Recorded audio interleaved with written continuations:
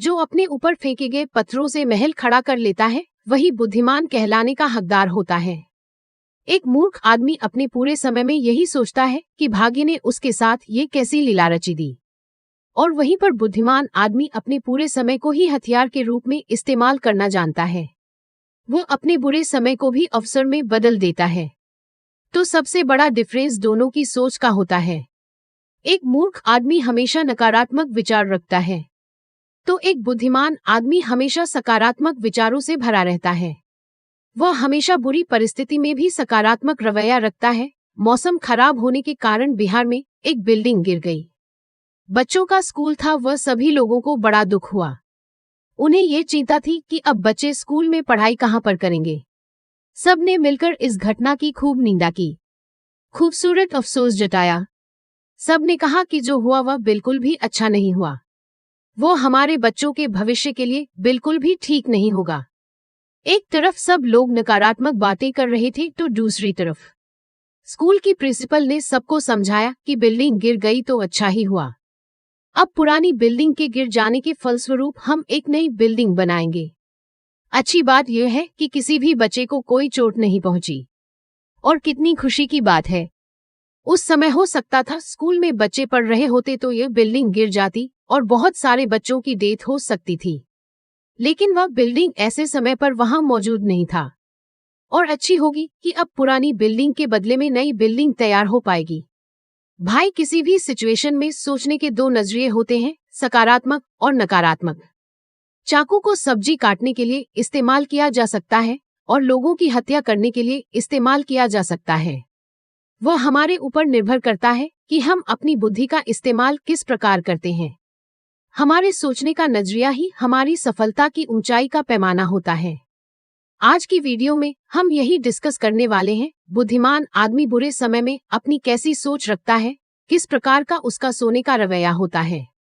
सबसे पहले ये समझने की एक मूर्ख आदमी हमेशा दूसरों से कुछ पाने की अभिलाषा रखता है। वो देना तो कुछ नहीं चाहता, लेकिन वह चाहता है कि उसे सब कुछ मिल जाए। लेकिन एक बुद्धिमान आदमी की सोच ही होती है कि अगर तुम्हें कुछ चाहिए तो पहले दो। यही ज्ञानी यानी कि बुद्धिमान आदमी की शुरुआत होती है, जिसमें कुछ बहुत बड़ा लॉजिक नहीं है, बस सोचने का नजरिया है। जबकि आपको किसी से कोई चीज चाहिए होती है, तो बदले में अगर आप पहले से कोई चीज दे देते हो तो खुशी खुशी आपकी सहायता करने के लिए तैयार हो जाता है। बड़े बड़े बिजनेसमैन या फिर राजनेता यही तरीका अपनाते हैं। उस समय पर जिन लोगों की उनको जरूरत होती है उनके पास गिफ्ट यानी कि उपहार भेजते रहते हैं। जब भी कोई फेस्टिवल आता है, कोई उत्सव आता है, तो वह उनके पास कोई गिफ्ट भेजकर अपना प्रेम जाहिर करने की कोशिश करते हैं।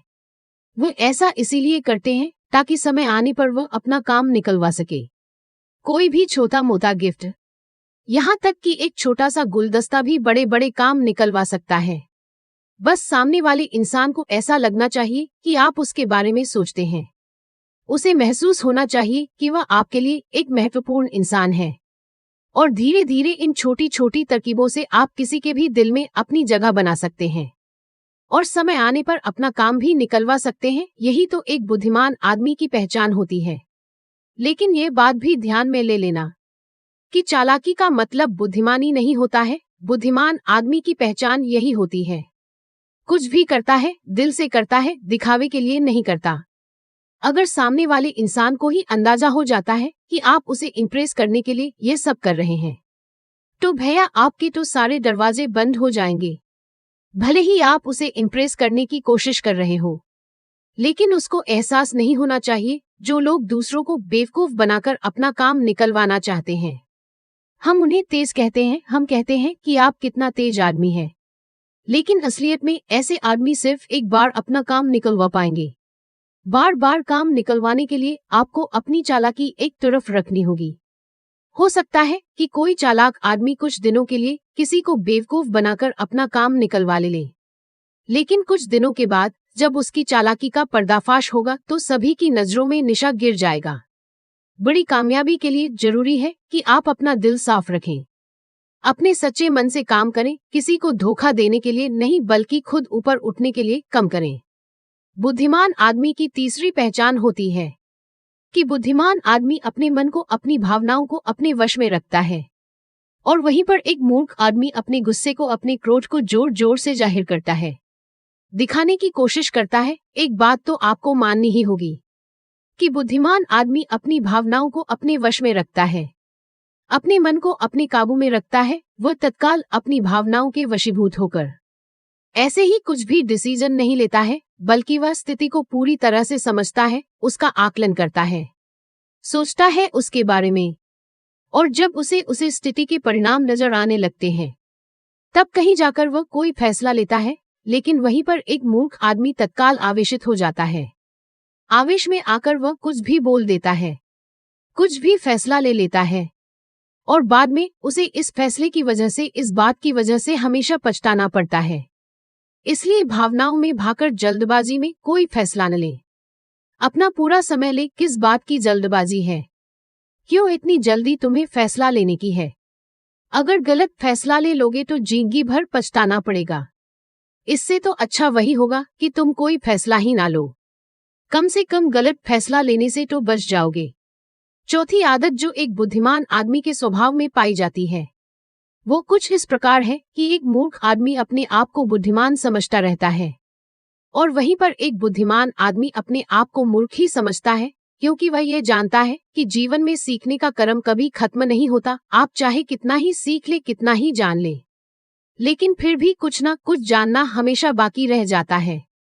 और एक बुद्धिमान आदमी इस बात को भली भांति समझता है, और वहीं पर इसके विपरीत एक मूर्ख आदमी खुद की जबान से खुद को बुद्धिमान कहता रहता है, और दूसरों लोगों के बीच हास्य का पात्र बन जाता है। इसीलिए अपने आप को कभी बुद्धिमान या ज्ञानी मत समझना, ये तुम्हारी सबसे बड़ी भूल कहलाएगी। सीखने के सारे रास्ते बंद कर देगी तुम्हारे लिए। पांचवी बात समझने की यह होती है कि बुद्धि की शक्ति उसके उपयोग में है, ना कि उसके विश्राम में। इसलिए जितना हो सके अपनी बुद्धि को खुश करो, उसे बचाकर मत रखो, वरना तो उसमें जंग लग जाएगा। अपने लिए जितनी हो सके उतनी कठिन परिस्थितियों पैदा करो, और फिर उन कठिन परिस्थितियों से बाहर निकालने के लिए अपनी बुद्धि का पूरी तरह से इस्तेमाल करो। उसको विश्राम मत दो। जितने दिन वह विश्राम में रहेगी उतना ही मोटी होती चली जाएगी, और जितना ही तुम उसे खर्च करोगे उतनी ही वह पैनी होती चली जाएगी। देखिए, ये बात कोई नई नहीं है, लेकिन समय समय पर हम ये भूल जाते हैं। इसलिए याद दिलाने के लिए मैं ऐसे पॉइंट्स आपके सामने लेकर आ रहा हूँ, जो है तो बहुत सिंपल, लेकिन उनकी गहराई बहुत ज्यादा है। और ऐसे ही सिंपल सी हमारी छठी सीख है, एक मूर्ख आदमी अपनी गलतियों से भी नहीं सीखता भी। साधारण आदमी गलती करके सीखता है, लेकिन एक बुद्धिमान आदमी दूसरों की गलतियां देखकर उसी से सीख ले लेता है। इसलिए जितनी गहराई से तुम सामने वाले की गलतियां देख और सुन सकते हो, उतनी ही तुम्हारे अनुभवों से बुद्धि भरी हुई होती है। तुम अपने जीवन में गलत डिसीजंस लेने से बच जाते हो। एक बुद्धिमान आदमी हमेशा दूसरों के गुणों से सीखना है, उसे ईर्ष्या नहीं करता है, उसे जलन नहीं करता, बल्कि वह उसे सीखने की कोशिश करता है। और वहीं पर एक मूर्ख आदमी जब दूसरों के गुना को देखा है, तो वह ईर्ष्या से भर जाता है, जलन से भर जाता है, हमेशा अपने अंदर ही अंदर चलता रहता है, और खुद ही दुखी होता रहता है, क्योंकि ईर्ष्या दूसरे को नहीं जलाती। वह ऐसी आग है जो अपने ही अंदर आग पैदा करती है। वह ऐसी आग है जो हमें खुद को ही जलकर राख कर देती है। अगर हम अपने जीवन में इन बातों का ध्यान रखते हैं, इन बातों को याद रखते हैं, याद रखने की बात है, हमेशा याद रखना, ये नहीं कि इस वीडियो को सुनने के बाद इनको भूल जाना। क्योंकि जब आदमी भावनाओं में बहता है ना, तो उसे कुछ याद नहीं रहता, वह सब कुछ भूल जाता है। फिर बाद में उसे याद आता है और फिर पछतावा भी होता है कि उसने यह क्या कर दिया। तो इसीलिए इन बातों को अपने दिमाग में, अपने मस्तिष्क में, अपने मन में पूरी तरह से सेट कर ले, कहीं पर लिख ले अगर याद ना रहे तो, और इसी तरह समझदारी पूर्वक अपने डिसीजंस ले और कोशिश करें। क्योंकि बुद्धिमान आदमी भी कभी ना कभी मूर्ख रहा होगा, लेकिन कुछ नियम अपनाने के बाद ही वो बुद्धिमान बना है, और यह सब वही नियम है। इसीलिए इन्हें अपने जीवन में उतारे, सिर्फ सुनो मत, सुनकर चले मत जाओ। अगर यहाँ पर आप अपना इतना समय दे रहे हैं, तो कम से कम कुछ तो अपने जीवन में उतारे, तभी तो तुम्हारा जीवन परिवर्तित होगा। सुनकर चले जाना और फिर सुनने आ जाना से कुछ बदलने वाला नहीं है। शायद मेरी बात आपको बुरी लगे, लेकिन अगर मेरी बातों को आप अपने जीवन में नहीं उतार पा रहे हैं तो वीडियो देखने का कोई मतलब नहीं रहता। तो दोस्तों, कैसी लगती है मेरी बातें आपको कमेंट सेक्शन में जरूर बताना, और अच्छी लगती है, समझदारी भरी लगते हैं तो चैनल को सब्सक्राइब कर दो यार, और नोटिफिकेशन बेल को भी प्रेस कर दो ताकि हम अगली वीडियो डालें तो आपको तुरंत पता चल जाए। तो मिलते हैं अगली कहानी में, तब तक के लिए अपना ख्याल रखें।